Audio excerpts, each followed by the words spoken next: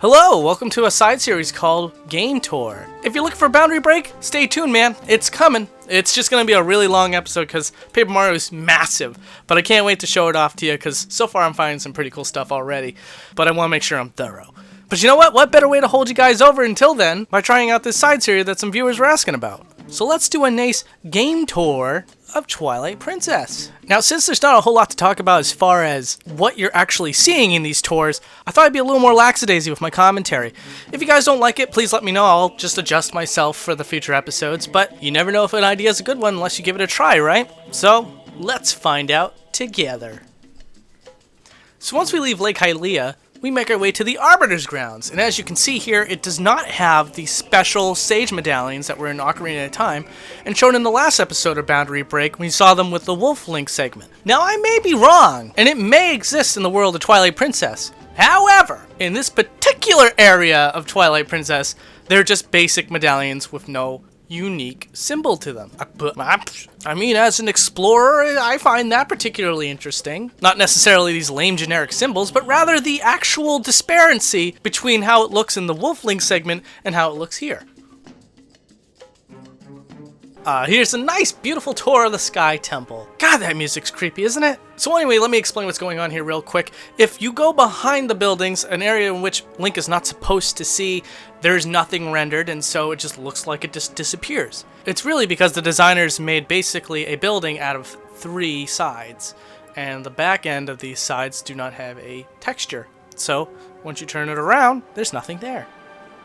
So in the Twilight Princess episode of Boundary Break, a lot of you were asking about the mysterious structure that hangs just outside the last battle of Ganon.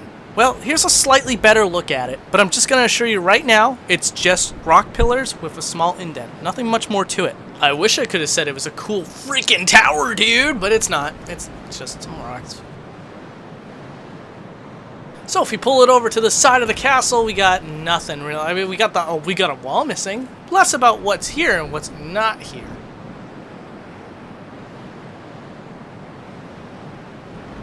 And at the very tippity top of Hyrule Castle is it's an ornament of some kind. I don't really know what it is, but it's still neat. It's something that's there, and we've never seen it before, and you get it. You get it.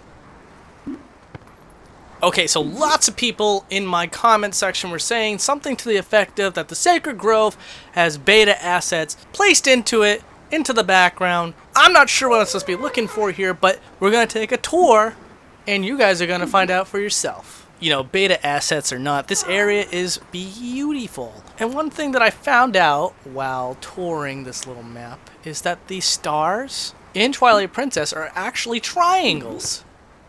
You know something? I forgot how loud and noisy Midna is.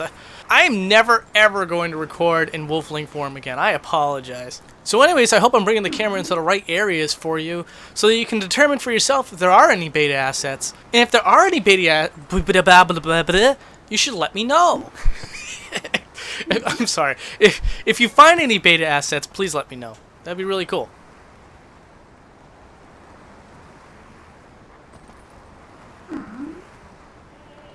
Here's one more little tour of Castle Town, and no, I have no idea why the Hyrule Castle Town band is kind of like on repeat right now. They're like a broken record.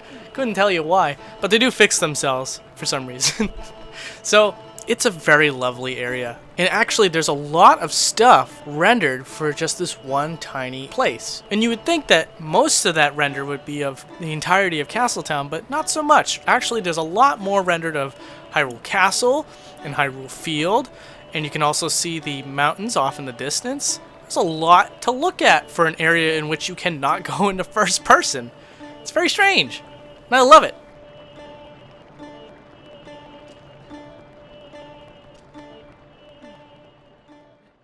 Alright, so one more area so I can get back to Paper Mario for you guys is Kakariko Village.